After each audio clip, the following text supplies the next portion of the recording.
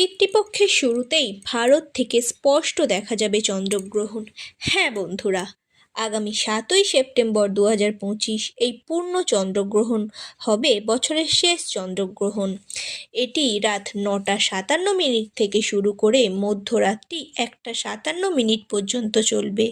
এই চন্দ্রগ্রহণ কেবল ভারতেই নয়, সমগ্র Asia, Europe, Australia, Africa, New Zealand, উত্তর আমেরিকা এবং দক্ষিণ আমেরিকাতেও দেখা যাবে। এই সময় চাঁদ লাল বা তামাটে দেখাবে, যা ব্লাড মুন নামে পরিচিত। যেহেতু পিতৃপুরুষের প্রথম দিনেই এই গ্রহণ হচ্ছে, তাই পিতৃতর্পণ, দান ইত্যাদি করা খুবই ভালো। গ্রহণের শেষে গঙ্গা স্নান অত্যন্ত পবিত্র ভালো বলে মানা হয়। বলা হয় এই সময় জপ মন্ত্র উচ্চারণ করলে স্বাভাবিক সময়ের তুলনায় বেশি ফলপ্রসূ হয়। গর্ভবতী মায়েরা এই সময় সাবধানে থাকবেন, ঘর থেকে বেরোবেন না, কোনো খাবার খাওয়া যাবে না। গ্রহণের সময় মায়েরা ঘুমাবেন না। এই সময় ঠাকুরের নাম, হনুমান চালিসা পাঠ করবেন।